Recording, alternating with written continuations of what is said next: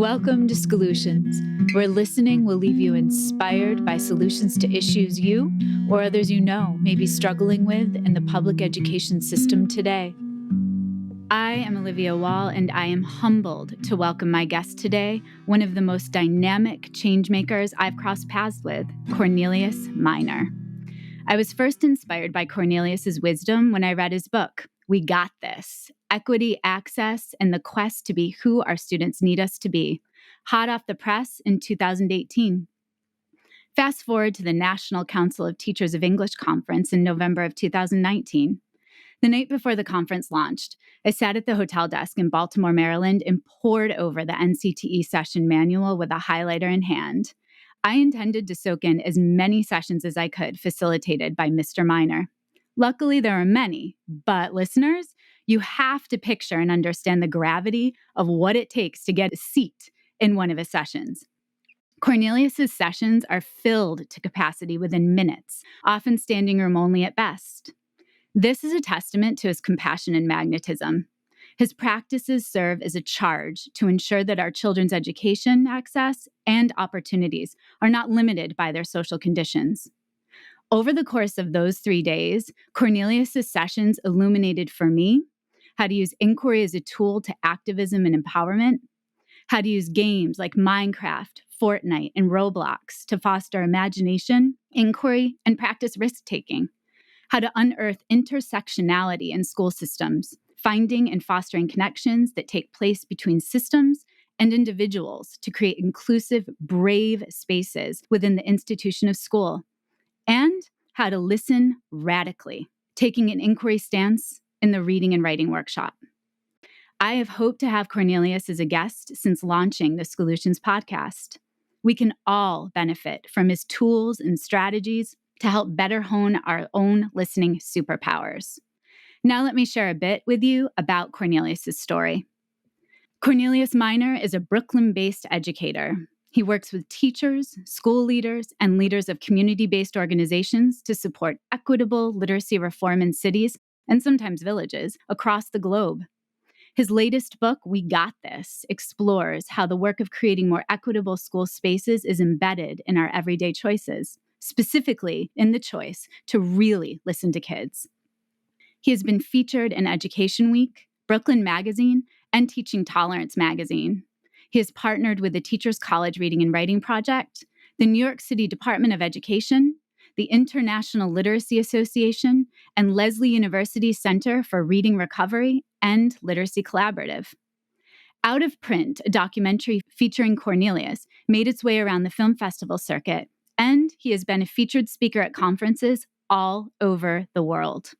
Along with his partner and wife, Cass Minor, he has established the Minor Collective, a community-based movement designed to foster sustainable change in schools. Whether working with educators and kids in Los Angeles, Seattle, or New York City, Cornelius uses his love for technology, hip-hop, and social media to bring communities together. As a teacher, Cornelius draws not only on his years of teaching middle school in the Bronx and Brooklyn, but also on time spent skateboarding, shooting hoops, and working with young people. You can connect with him at his website, Cass and Corn, or on Twitter at Mr. Minor. Welcome, welcome, welcome, Cornelius. Olivia, I am so excited to be here with you. Oh my gosh. What an opportunity. Thank you for inviting me. Your listeners are always so engaged. I follow your work, so I'm a fan of yours. So to be here is a bit of a dream come true for me. So thanks so much. Well, I'm pinching myself, and I have been since you agreed to come on. Something I ask every single guest, because we are inspired by many around us, is to share, I'm sure there are many, but share one educator that has rocked your world, really inspired you to be who you are.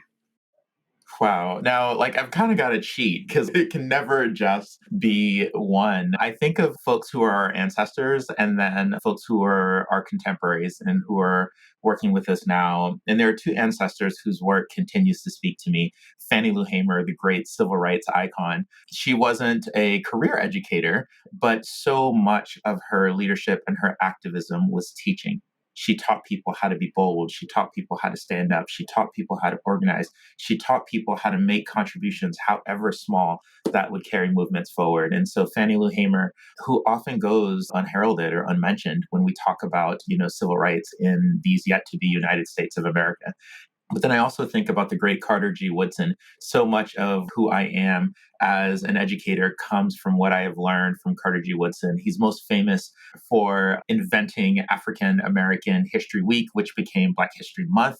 But of course, he wrote for me, the seminal text, The Miseducation of the Negro, which really outlined so much of what education was and wasn't for formerly enslaved people.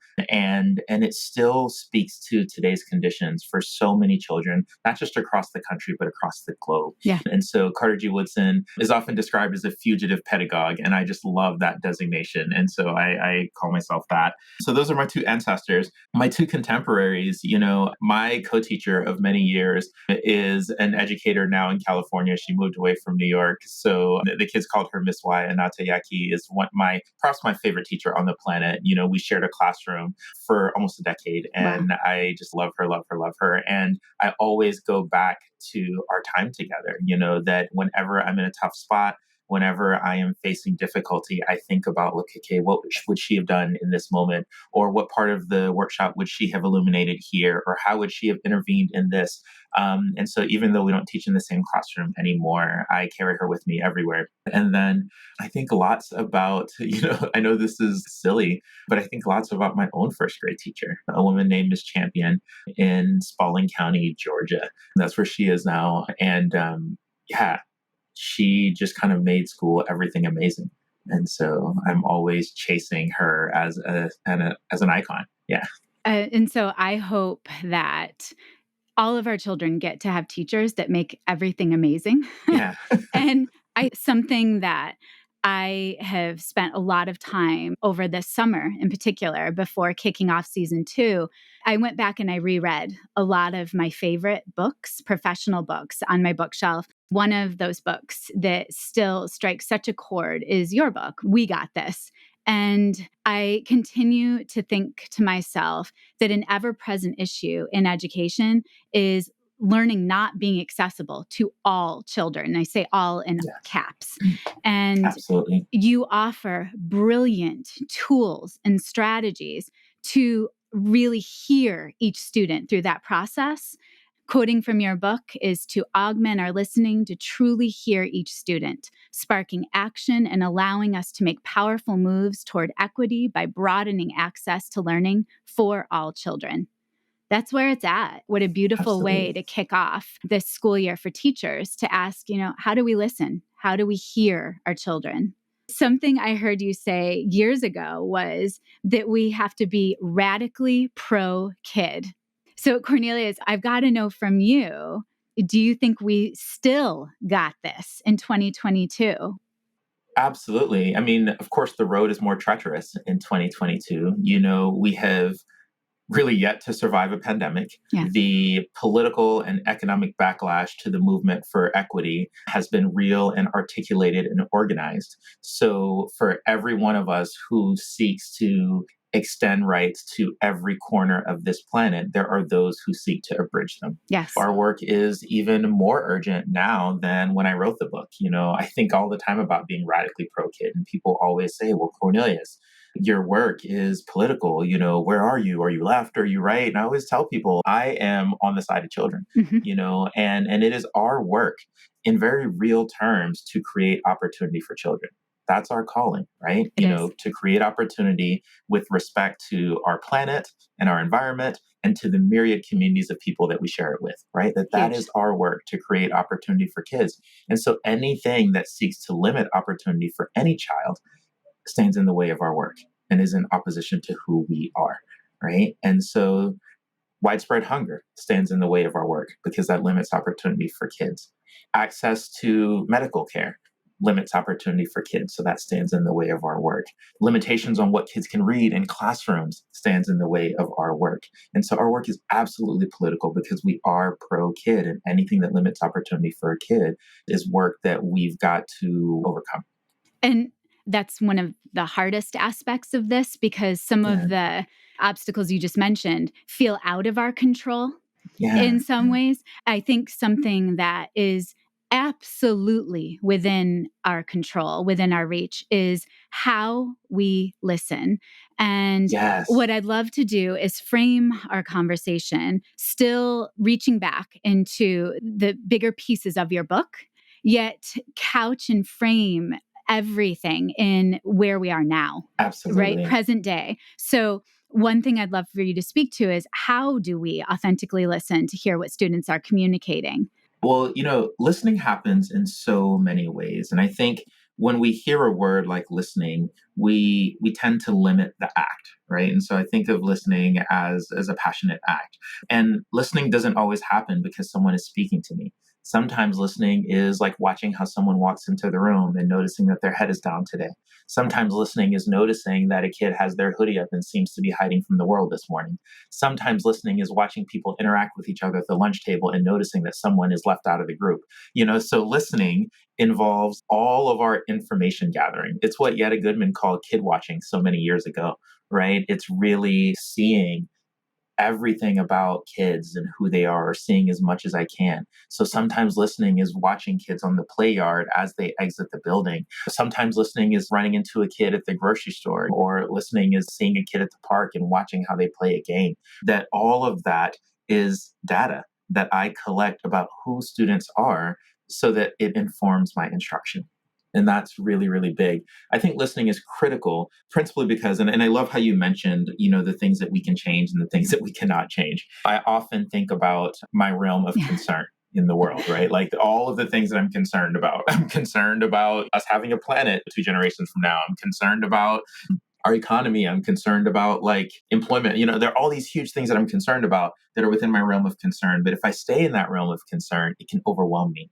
And so often in our work, Olivia, I think about our realm of actual influence. What are the things that I can influence and change? And so, in all of the things that we do together, Olivia, I'm always thinking, okay, we have this big concern, but then here are the things that I can influence as a literacy coach in Yep. Brooklyn, New York. And so, for me, that's the experience that kids have in classrooms, right? That's the books that they have access to. That's the way that they treat each other and the way that they engage with their communities. And I think it's important to name that as we have both grown as professionals, our influence has grown alongside us. And so for educators, I really feel listening is the fuel that allows you to grow your influence in a school community. Beautiful. Yeah. The more you know about kids, the more you can act. That anything that we do on behalf of children or in the name of children without listening to them is colonial, I agree. right? You can't act for the people if you haven't heard the people, if you are not among the people. So listening matters to me profoundly. The word that I've been using recently is heavy presence, light touch. That folks won't articulate in traditional ways what they need often. But if I'm around, if my presence is heavy and my touch is light, I can be among students, I can be among communities of parents and caregivers, and I can learn and intuit what people need. And so, again, sometimes listening isn't a conversation, but sometimes it's the act of being. I am so into what you're saying. And I'm also thinking of it as a mom and raising a teenager. And Yes. the whole notion, I've been struggling because there are moments in passing. It's the time is so fleeting with our teenagers, not Yeah. just in middle and high schools, but in my own house. And I'm noticing Yeah. how critical those morning drives or walks are to school. Just being in the moment and taking in the little whispers, taking in the nuggets of when there are opportunities that he wants to share or talk. And I think we have to be ready for that with our students. It's not on our clock. And right. Absolutely. And I think as grown-ups, we lose sight of that. It could be at midnight in my house when my older son is ready to have a conversation.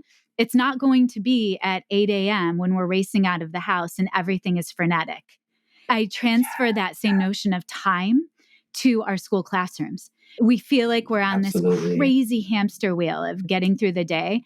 You're so present in every moment. When I have the privilege of being in a session, learning from you, or when you're teaching children, how do you make sure that you are present and kind of push aside that ticking clock?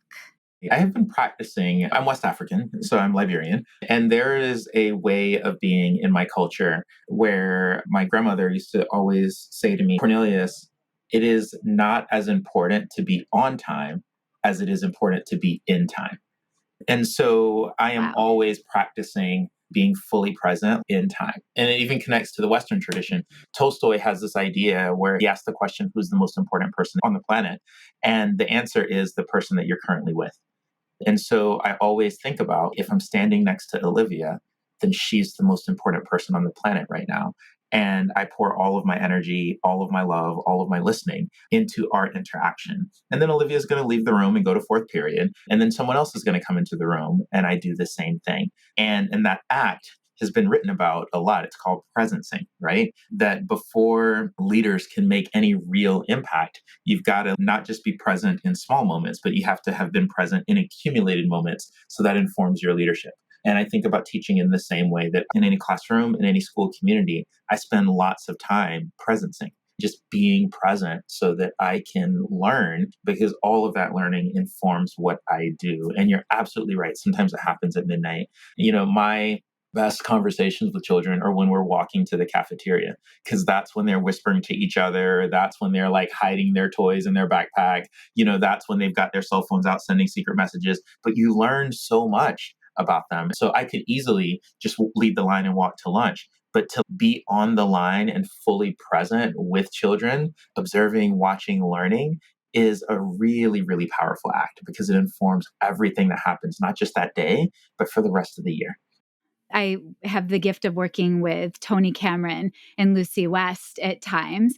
And we've talked often about the concept of painting a portrait of each child that we get to learn from and spend time with. And I've been talking a lot this summer with kindergarten through fifth grade teachers before they hit the middle school run about really painting a portrait of 2 or 3 children a day, following them and conferring with them through every content area. And so at the end of a day, you really, really know inside and out who those few children are.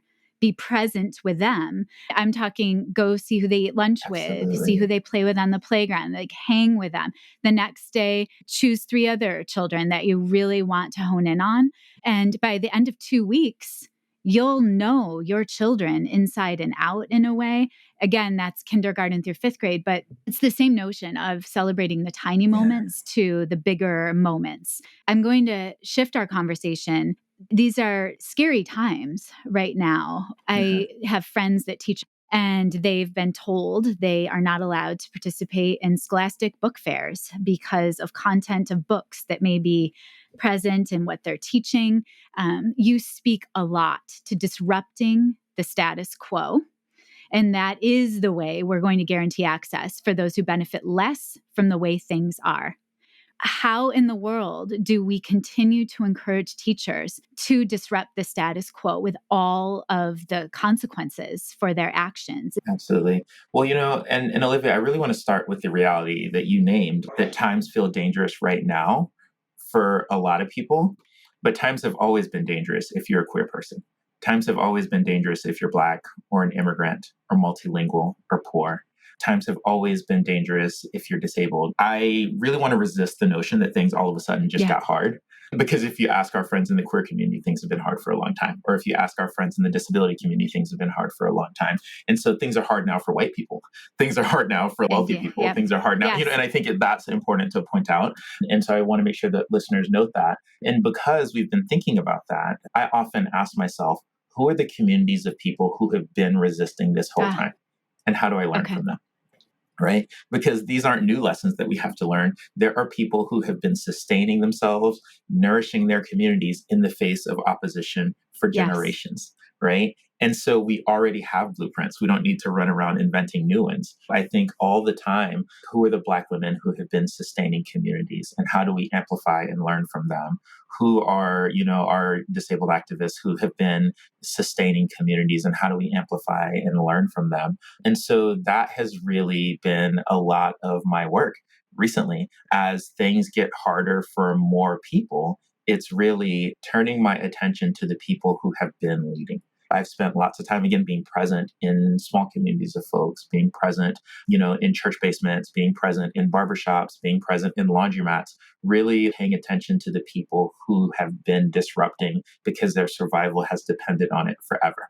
So that's huge. And so when I think about disruption, it happens in very big and small ways. And I think one of the things that we as an education community can learn from those who have been disrupting for a long time is I think, and I'm speaking broadly here, and we know that when we speak broadly, that's always problematic. But folks who tend to be educators become so largely because they are rule Yes. followers. A lot of good educators don't want to Yeah. break rules.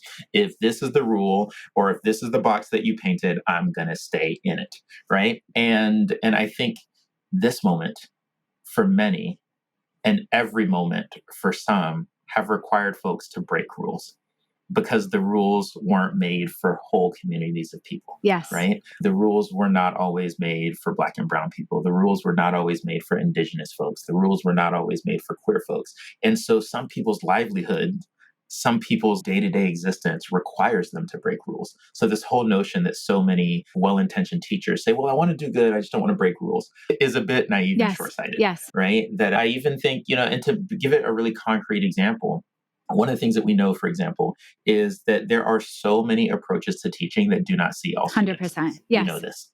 Almost every teacher has acknowledged this. We know this, right?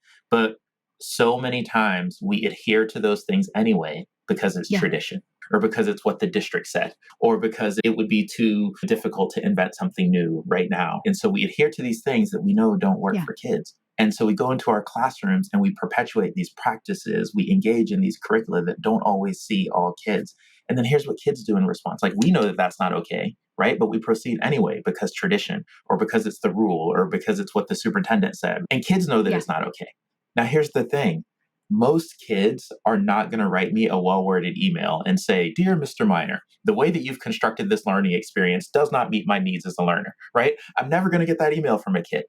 Rather, I see it in their Yes. behavior. Yes. Rather, I see it in their engagement or their lack thereof. Rather, I see it in their growth or their lack thereof. The great Carla Shalaby says that in school, behavior is a form of communication. And so we see all of these things in how kids are. But then here's what happens in school. Instead of looking at our practices and asking, how might we remix or reimagine school-based experiences to meet the needs of kids, we begin to pathologize children. Right? So we label them, defiant, disobedient, disengaged, and then kids carry those labels, sometimes for a lifetime. Instead of changing ourselves, we label children. And one of the things that happens is this commitment to tradition over the commitment to children, or this commitment to policy over the commitment to children, ends up harming children in real ways, right? In measurable ways. And of course, what I'm describing here happens disproportionately to multilingual children, to children with learning disabilities, to Black and Brown children, to poor children. And so the work required in all of our classrooms, especially as so many of us go back to school, the work required is that we examine the systems in our classrooms. What have we been asked to do? And do those things actually work for kids? And how do we know? What's the evidence, right? And then we can take that evidence, that data, and reimagine those things so that they work better for kids, Yeah. right? But reimagination requires an understanding of what the rules, parameters, policies, and expectations are, and a willingness to step outside of them. Every movement that we have ever valued and treasured on this planet has happened because people dared to break rules and disrupt things. And so that has to be our recipe for moving forward. Not irresponsibly, not recklessly, but really attentively and in a data-driven and research-based way. So I am coming off last week of a curriculum camp, we called it, of sorts, with middle and high school teachers. And there were significant behavior issues last year of students acting out, communicating that they were not okay for many, many reasons. Yeah. And we had a long conversation as a middle and high school cohort with the ELA teachers around, what are we going to do to meet the needs of our students? Because this is a call for help. And we shifted. I have the gift also of working with Chris Tavani and Sam Bennett this year, and they've rocked my world in many ways. But the notion of relevancy and multiple perspectives, really studying text sets. And so this group of middle and high school teachers for every day last week over the summer came in, showed up. The certified librarian was there, whom is an integral part of any community. They've got the goods. Absolutely. They know the most recent texts and literature out there. And this group of teachers redesigned their entire curricula. Please, 5 days, that's nothing. So we just scratched the surface. But they went from teaching a book to reframing these books as anchor texts and shifting their whole perspective around bigger ideas about life and connecting history. We're pushing for humanities classes so ELA can be co-taught with global studies. This work is so messy. It's so hard, but we continued to push back on each other because it was safe. And we continued to say, so what? You think this question's a great question. How is that actually going to hook a 10th grader, an 11th grader? I don't want to hear about the Great Gatsby. I want to talk about the dark side of the American dream. And is it even possible for everyone? So it was this moment in time every day showing up last week with these teachers that were willing to change. And we talked about how will we know? How will we know that the shift is a positive one for our students? Something I said is there'll be a lot less kids showing up in the office because they'll be engaged in a different way. I think that would be helpful, So it was inspiring last week to have these teachers show up and be willing to be messy and to make drastic changes to what they know. So that was huge. And something you speak to in the book is making curriculum work for students. How do we do that in your perspective? Well, it's exactly what you described, Olivia. It's so beautiful to think about your group. It is observing and listening, which is what they did. When they observed and listened, they said, we have all of these challenging behaviors that are happening in classrooms. And we know that when students present challenging behaviors, what often ends up happening in school is they get criminalized. So it's this whole business of you're going to the office, you're dealing with perhaps your school-based police, which is already problematic, all of these things, right? And institutions develop labels to apply to kids, all this stuff happens. And so they watched these challenging behaviors, they tried to understand them, and they asked the question, what can we do to change ourselves, right? So that these behaviors don't persist. And I think the question always is, what's wrong with children? And here's the thing, ain't nothing wrong with kids. No. Right?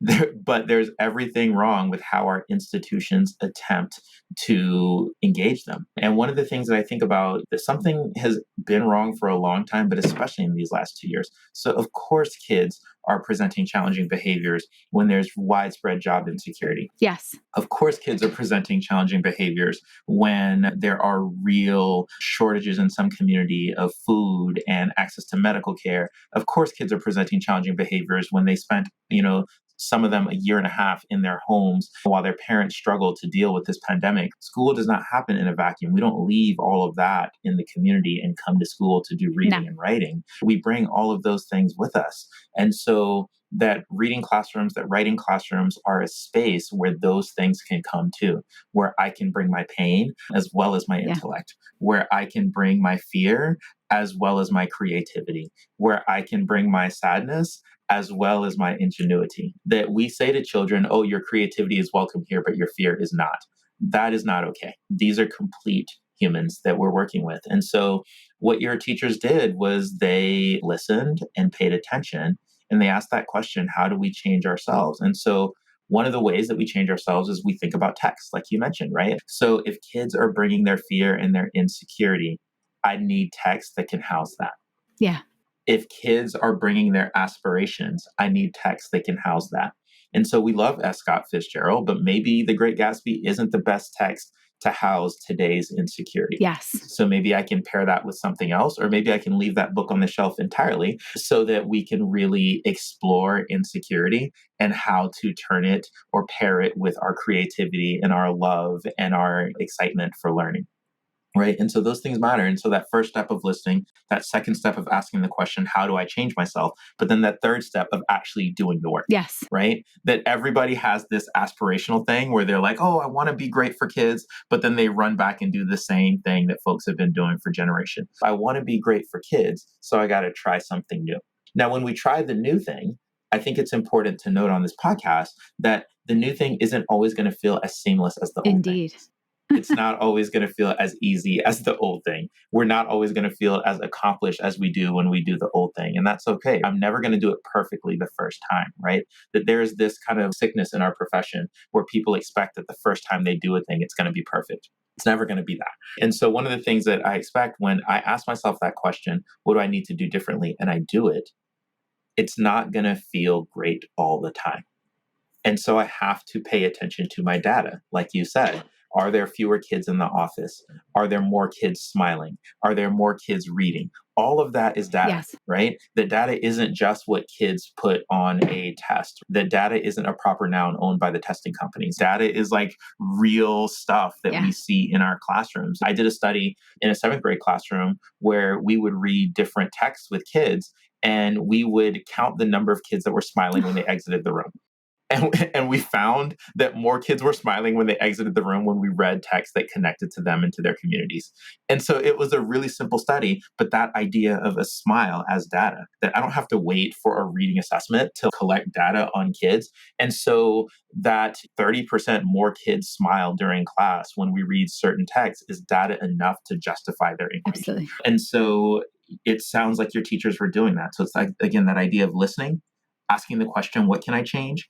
Deciding to change it, and then reflecting on the change by looking at the data that the change produces. Yeah. 2 pieces to that. Last year, I spent the year with this cohort, and what we decided, the students weren't reading, and they didn't carry books with them.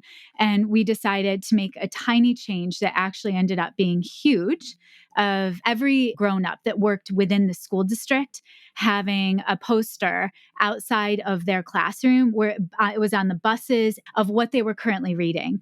And when we first talked about it, it seemed so small. When we first talked about it, some of the middle high school teachers said, well, I don't really read. And I said, well, wait, you have babies at home. You don't read Sandra Boynton. You don't read, like, what are you reading to your kids? And he was like, well, yeah, I read to my children. I said, put that book on the poster because that's a conversation waiting to happen with a student to say, wait a second, you're reading this. You teach 11th grade. What is this? And so what we immediately saw, data, these students started going to the library in the building that they had never entered before. And the media specialist called me and she's like, Livy, they're coming in. They've never, I haven't seen these kids. They were juniors that had never walked into the school library. That's nuts. And then what a gorgeous opportunity. So they're continuing that this year, but we knew we really had to shake it up. And one bigger piece that I think we need to always consider as adults. You taught me this a long time ago. Everything we do as adults should be able to be mimicked by our students. Absolutely. And so last week, over and over, every moment these teachers were vulnerable. Every moment they were willing to change and get messy. Every moment they felt scared and overwhelmed, we paused and we said, so this is new. How are you feeling? Your students are going to feel the same way. It was gorgeous. So I think that's critical too. Yeah. And Olivia, you're illuminating something that's so important. One of the things that I'm growing to understand even more as I mature as an educator is that when I say that the kids are struggling with a thing like reading or struggling with a thing like carrying books, what that really means is that I'm struggling with that thing. Because we know that young folks are more likely to do what we show them as opposed to doing what we tell them, right? And so when kids are exhibiting certain behaviors, I really have to look at myself and I'm like, all right, well, what is this saying about my leadership in this classroom space? And so that's been really, really important. So when kids aren't analyzing, I'm like, oh, well, I'm not analyzing in front of them. So I need to think more about how I analyze, last night's Yeah. WNBA game, or how I analyze, this morning's podcast, and so a lot of that has been really, really important to me. I've really been thinking a lot about expanding the definition of what it means to do schoolwork, or what it means to be smart in a school space. Last year we experienced the same thing where book circulation was way down, and librarians and teachers alike were really afraid of kids' reading lives. And I remember I used the Loom app on my phone, and every night I would read the first page of whatever book I was reading into the app, and I would send it to children. I would just send it to kids. And so teenagers every night would get a message from me reading the first page of whatever book I That's was reading. amazing. And the next morning there would always be two or three kids who'd be like, "Oh, I want that book," right? Like, and I would just read the first Yeah. page of whatever. I completely stole that idea from LeVar Burton. And so if I was reading a biography of the Notorious B.I.G., I read the first page of that. If I was reading a cookbook that night, I read the first page of that. If I am reading an article about literacy instruction, I'd read the first page of that. So literally whatever I was reading, I would just read the first page of it. It would be like a 90-second thing, and I would send it to kids so they would hear my audio. And so even for the kids who weren't picking up books on their own, they were hearing 90 seconds of me at least. Of course, that's not enough reading, but they were hearing 90 seconds of me and beginning to do some thinking. And that always opened up our mornings, because I would show up in the morning and be like, yeah, so I finished that book that I introduced to you all last night, or I finished that chapter that I introduced to you all last night, and here's what I'm thinking about it, right? And so that gave me an opportunity to model thinking for kids, and to model how I move through the world, allowing books to influence my being and my thinking, right? And so all of those things are just like super, super important. Yeah, and I Yeah. I had the privilege to interview Casey Boyd in the spring. I could have talked to her for hours. I was so excited to get an interview with her. Talk about an activist, and I remember she's so matter of fact. And I asked her, how do you know what kids are interested in? She looked at me like I was an idiot. She's like, So Livy, you just ask. You ask ask. them. Like, that's not Yeah. rocket science.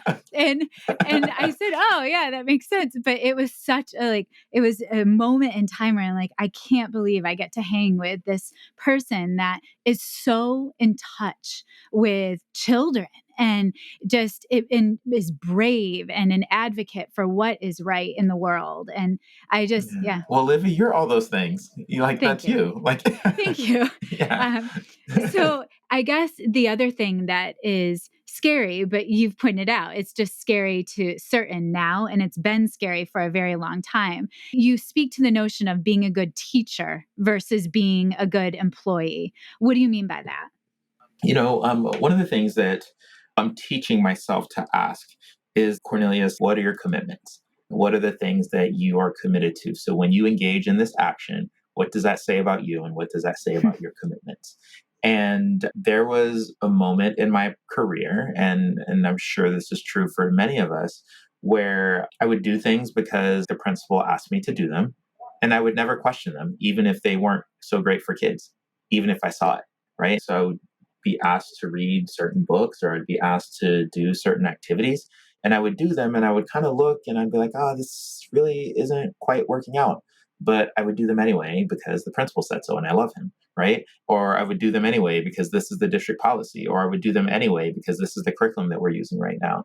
And so when I asked myself that question, when I finally got the bravery to ask myself that question, Cornelius, what are your commitments? My commitment was to pleasing the principal. My commitment was to following the rules of the district. My commitment wasn't always to children. So then I had to ask myself, Cornelius, you're a great employee. What would it look like to make the kinds of commitments to be a great teacher? Right? What does Yeah. that mean? What does that look like? Right? And one of the things that I'm learning about institutions, and school is an institution, that institutions often value compliance over Yes. proficiency in both the adults that work there and in the children that attend. Right? I was a very compliant employee, but a proficient employee would look around the room and say, well, this thing isn't working No. for kids, right? A proficient educator would say, let me change these two aspects of this curriculum so that it works better for kids, That ain't always Mm-mm. compliant, but it's It is. proficient, It is. right? Because I'm using what I learned from kids in assessment and I am reimagining how a learning experience can go based on how I've assessed kids. And then I'm collecting data to see how it goes, right? That's teacher proficiency. But often when superintendents and principals walk through the building, what I might be doing might not meet the Yeah. checklist, right? And so there's this big tension for me between being a powerful employee and being a powerful teacher, right? That those two in an ideal world are the same thing, but in the world that we currently occupy, not Not always, always. Not right? always. I had something happen a few years ago. I made an error in professional judgment that Yeah. sacrificed all of my work for a year. I'm usually booked pretty far in advance. I'm blessed that way. And I saw something that was happening in a school district. It was budget cut time, and preschool was going to be cut completely. I value early childhood Uh, education, yeah. and I made the mistake of making a comment on Facebook that I still believe, because I think that early childhood education is the foundation for our children. Yet, what I wish I would have done differently, instead of a social media Yeah. comment, I wish I would have Yeah. called that superintendent, because I lost trust. When you aren't brave enough to Absolutely. go have difficult conversations to someone's face, there are consequences. And I learned it the hard way. I had one leader that stood by me. I had 9 that said, nope, she's lost our Yeah. trust. We have to stand together. And it took Yeah. about 3 years to build traction and trust again, to know that comment doesn't represent me and who I am. But I was trying to communicate how important it is, how I felt Wow. about that. And I think we have to be really kind and careful to our footprint of what we put out there in the world, and be willing to have face to face difficult conversations instead of hiding behind social Yeah. media. So, Absolutely. And I'm learning that so much, like I've all but disappeared from social media for that yeah, very reason, like just because um it is such a fraction of a human's thinking, indeed. Yeah. right? And it becomes this spectacle often that people don't come to social media for insight, they come for spectacle, Yes. right? Yes. And so when either trying to provide insight or trying to seek insight, often it gets turned into a show. And so I've been really intentional, especially as I mature in the profession, about doing exactly that, about spending time asking questions and understanding and communicating long form. Yeah. All of those things are really, really important. But then it reflects back into our classrooms, that it is reminding me that we cannot take shortcuts when it comes to communicating with kids No. either. That it's really easy to do a quick checklist or a quick question or a quick conference. It is harder to sit at the corner of the desk and really lean in and engage long form with a kid. And so I think a lot about what our impulse driven society has done to not just our communication, but to the relationships that grow from our Yeah, communications. the Yeah. crazy ripple Yeah. effects. Yeah. I want to wrap our conversation asking you a question. I always wonder, for authors that publish at one point in time in history, if there's anything you would revise or change with We Got This at this point. Oh, absolutely. I think writing is a beautiful thing because it is a snapshot of that moment, right? But then you walk away from it and you experience something and you're a different person. So even to look at my own writing after 1 week, I like reflecting on the guy that used to exist a week Yeah. ago. And so, yeah, there's so much in We Got This that I would reimagine if I were writing it right now.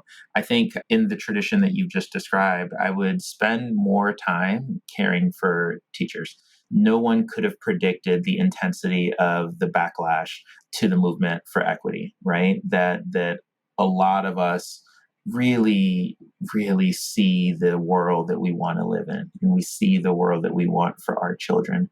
And even though I grew up in a house with fierce Black women who saw the world for what it was, even though I grew up in a house with a sister who understood how high the stakes were for Black and Brown children, even though I grew up around all of that, there's still this optimism that I carry, where I really do believe that things can and will be better. And so it is jarring to watch whole communities decide that they want to stand against children Yeah. or to stand against certain people or to stand against progress, to watch whole communities decide that we're going to put profit before the environment, to watch whole communities decide that queer children are not welcome here, nor are their queer parents, right? To watch whole communities decide that with their policy that we value poor kids less than we value middle class or rich kids, right? Like to watch all of this happening in real time in front of us is both heartbreaking and infuriating. Yes. And so I would have taken more time, and we got this, to engage in the kind of care required when you're sending people into treacherous territory. Right? That book is a call to action. And I was asking people to take a step. I did not know I would be asking people to take a step into territory that is so treacherous for many folks, right? Another thing, I think I would have spent a lot more time, and it's hard to do this in a book, but I'm thinking about this now as I write, and I'm including this in a lot of my writing. That writing feels a bit strange because it's monologue. Yes. Right? It's me talking at a group of folks. And when I imagine the world that I want to live in, when I imagine the world that I want my children to inherit, we don't craft that world in monologue. No. We craft that world in dialogue. And so I've been thinking about what would it look to write a book that felt more like dialogue. So that's my current work, is that I don't want to write a book that's talking at Olivia. I want to write a book where I get to talk with Olivia. I love it. So I'm really trying to figure out what it looks like to encourage my reader to think alongside me and to live and breathe and take risk alongside me. And I think it can be done. And so that's what I'm working on right now. But yeah, if I could kind of go back and rewrite it, those two things for sure. I mean, lots more, but those two things for sure. Fabulous. I'm getting hints that we have a lot to look forward to coming from you. And I think that's the beauty of the podcast notion of it's an interview, it's a conversation, it's a connection. Yeah. And I cannot thank you enough for being willing to share your brilliance. So thank you, thank you, thank you. And listeners, I cannot recommend We Got This enough. It's a great starting point to being circled up with people that have a common core belief system that we have to be radically pro-kid in every way. So thank you, Cornelius. I appreciate you. Well, Livy, thank you. I mean, your presence in this world is valued and significant and real. And so you talk about footprints, and yours are profound. So thank you. Thank you. All right, take care. Skolutions is a podcast created, produced, and edited by me, Olivia Wall. Special thanks to my guest, Cornelius Minor. Thanks to my older son, Benjamin, who created the music that's playing in the background. If you like Skolutions, please share, rate, review, and follow us on Twitter, Instagram, and Facebook at Skolutions Podcast. If you want to reach out, the email is skolutionspodcast@gmail.com. Don't forget to talk about us nicely on social media, and please keep listening. Let's continue finding inspiration together.